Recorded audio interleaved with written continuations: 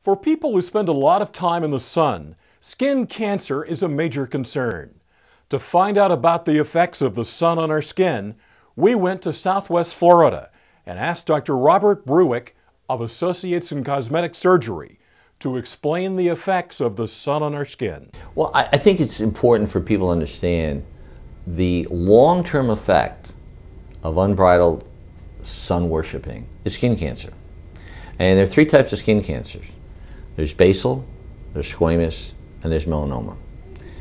Now, of the three, the melanoma is the one that's most critical because that's the one that can be fatal. Some people like to refer to it or call it the black mole cancer.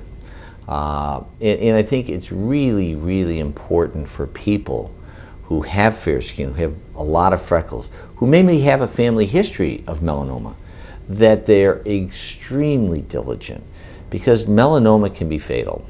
I remember a gentleman that came in to see me. He was like 45 to 50, married, had 2 or 3 kids. Woke up one day, had a little blood on his pillow, didn't know where it came from.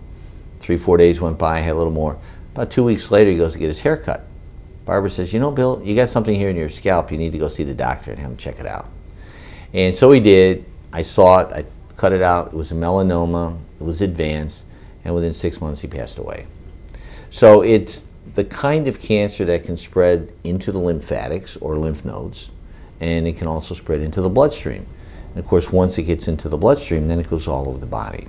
But I think it's important to understand any cancer, if caught early, is totally curable. So an ounce of prevention certainly is worth a pound of cure when it comes to melanoma and skin cancers in general. We ask, what are the ways to protect ourselves from the sun? Sunblocks, I think, are a critical part in anybody's desire to want to have better looking skin. If somebody's going to be in the car, go in the mall, get out of the car, go in the mall, come home, it's not that critical. But if somebody's going to be outside at the beach all day or boating or golfing or working in the garden, putting on a sunblock is important. If you know you're going to have a prolonged period of sun exposure for that day, get up in the morning and put on 1 or 2 coats of sunblock before you go out and are exposed to the sun. So I get up, have my shower, put my sunblock on, have a cup of coffee, read the paper, whatever. Then I put a second coat on. And then I get my hat on, I go out, I play golf, I go to the pool or whatever I'm going to do. For example, if you're going to golf, try to golf in the morning when the sun's rays are not as intense versus 12 o'clock in the afternoon or 1 o'clock in the afternoon. Now, many people ask me, what does SPF mean? It's short for sun protection factor. Now, many times people come in here and say, well, Doc, I get the best. I use 100. And I say to people, it's not necessary. Get one that's broad spectrum, because solar rays are UVA, UVB, infrared. So it's not like just one beam of sunlight. There are different components to that. And in order to protect your skin, you have to protect yourself against all the components. So I say get a broad spectrum, so you cover all the components.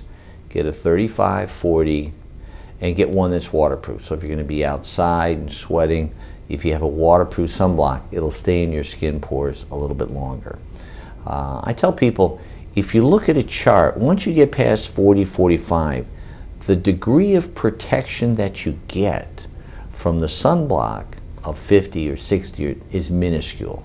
But in order to get an SPF rating of 60 or 70, they have to concentrate the ingredients, and they can be more irritating to the skin. So I say to people, get up in the morning, put on a coat or 2 before you go out, get a sunblock that's broad spectrum, and about a 35 or 40.